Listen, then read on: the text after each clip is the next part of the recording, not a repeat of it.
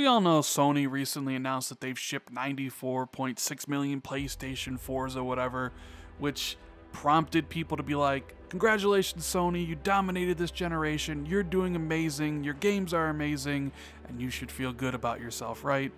Well, apparently, investors didn't get that memo, because Sony Corporation stock has seen the steepest share decline in almost 3.5 years, and it's being blamed on weaker PlayStation business. Yeah, that's right. The investors see the PlayStation business right now as weak. What's going on, guys? Thor19, the man with the million, back again with another video. And if you enjoyed this video by the end, make sure to leave it a like. Let me know what you think in the comments below, and as always, if you're new here, hit that subscribe button, as I would greatly appreciate it. Now, weak and PlayStation isn't exactly the two words I would use, right?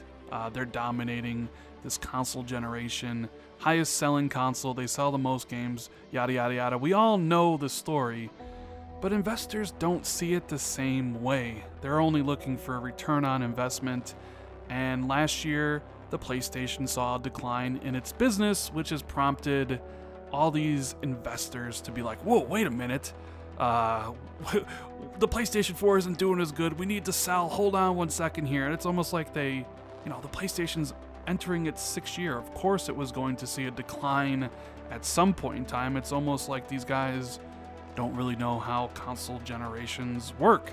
So on Monday, the stock fell 8%, which is the most since September 2015, since operating income fell 14% for the holiday quarter, and Sony sold 8.1 million PS4 consoles this holiday, which is down from 9 million last year. And this is what kind of has prompted, among other things, right, their mobile market and some of their other things that Sony does, but it's basically based on weaker PlayStation business. And they don't really think 2019 is going to be any better than 2018. They expect even more decline.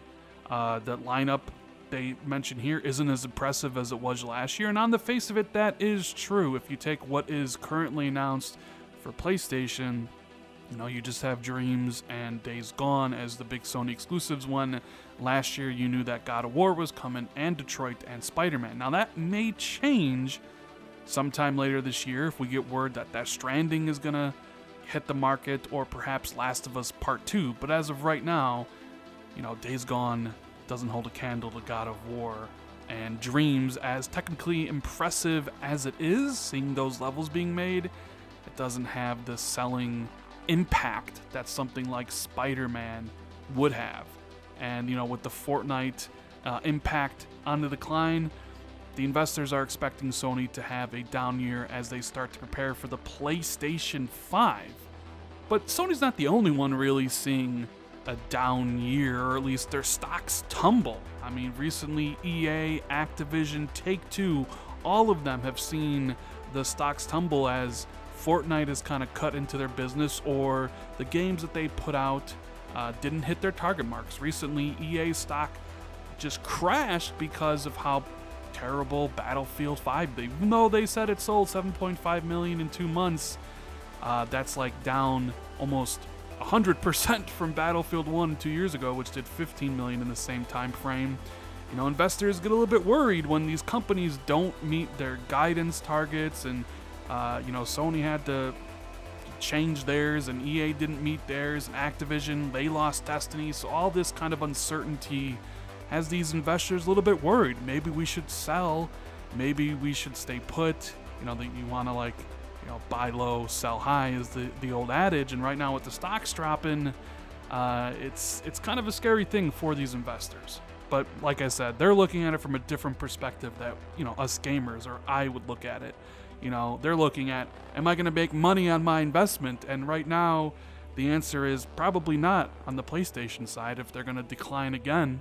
So you'd probably want to wait even more, because the stock for Sony isn't going to go up until probably, when the PlayStation 5 really comes into view. And that's something else they talked about here in this article, which I will link in the description. At the end of the video, I will play this interview from Bloomberg, so you guys can get obviously a professional opinion on this, because I'm just a YouTuber who has an interest in Sony and Microsoft and gaming and all these things, but I'm not a financial analyst by any sort.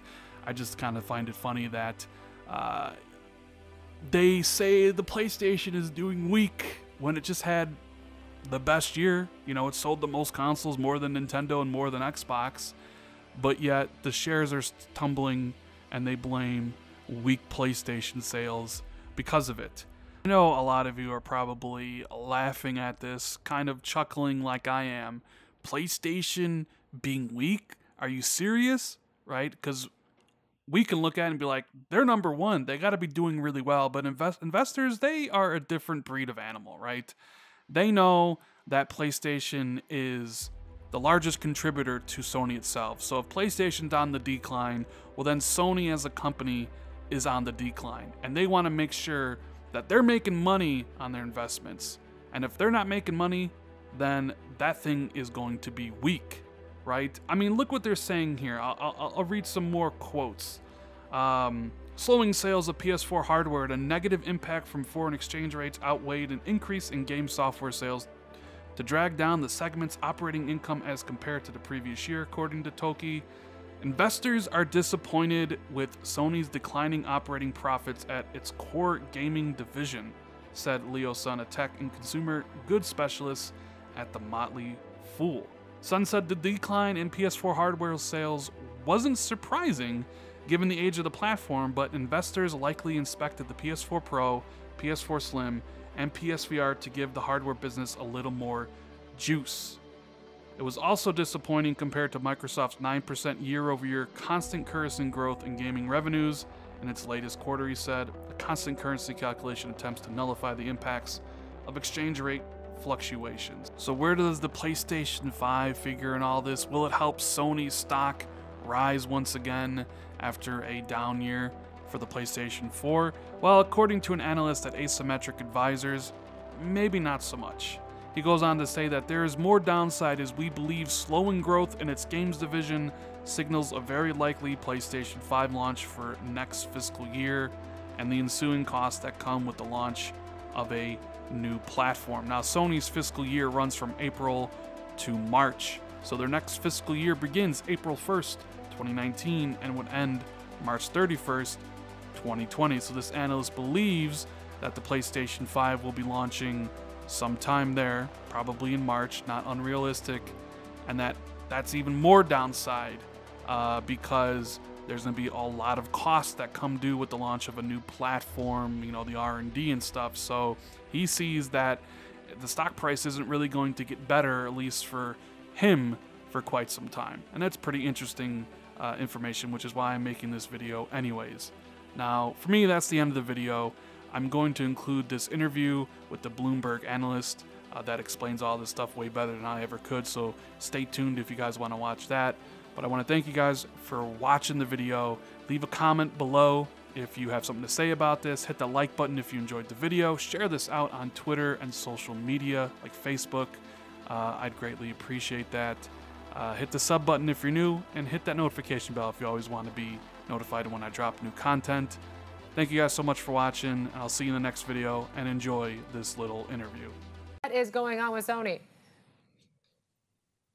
Yeah, essentially, Sony reported on Friday, as we all know. One of the key things to watch this time around is PlayStation. If you think about it, the PlayStation 4 has been around for 6 years and has been surprisingly robust within Sony's overall business. They barely cut the price of the console, and its games are really doing well. And so it was a bad result in the holiday quarter, and some adjustments to the figures going forward, at least coming in below estimates, that really seemed to spook people, because it was one of the main engines for growth for Sony. The other engine, of course, was semiconductors, which is very vulnerable to the smartphone sector.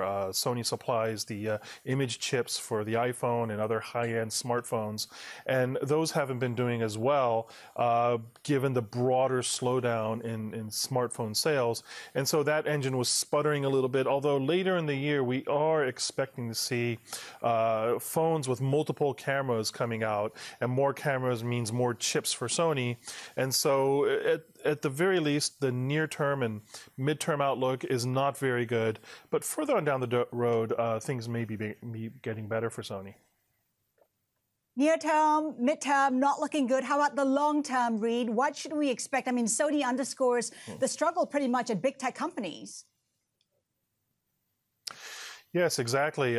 There's a broader trend, of course, which is big tech companies finding themselves extremely vulnerable to global economic weakness. Case in point is Apple in China. And the big warning there that we saw earlier in January. For Sony later on, we'll get news later this year of the PlayStation 5. That'll certainly be an important factor. Sony has a lot of other important bets on semiconductor technology for both cameras and 3D sensing. And essentially, those should provide engines going forth, as well as its ability to churn out hits from its movie business. So those three pillars are the ones to watch: the movie business, semiconductors, as well as PlayStation, and just making sure that all of those three engines are active at any given time so that the company can keep going forward. But so far, the immediate reaction, as we saw this morning, was a 2.5 year low, and the question is really, how analysts are going to be adjusting their outlooks, at least near-term outlooks, and then recommending on Sony going forward. Yeah, you talk about some of these headwinds, at least in the short and medium term. Is there a sense that this is just kind of what we've been hearing from a lot of these tech companies, or is this really a Sony-specific story where perhaps we have reached a peak when it comes to growth for Sony? I think at the immediate moment, you can kind of lump it together with the rest of the tech sector. Sony is just as vulnerable to economic weakness as the others. It's a global company. It sells products everywhere. And so for the near term, that is really going to be the main factor going forward. It has, again, a few interesting ideas in the pipeline. And so the question really, probably in the second half of this year, is whether it can break free and stand on its own.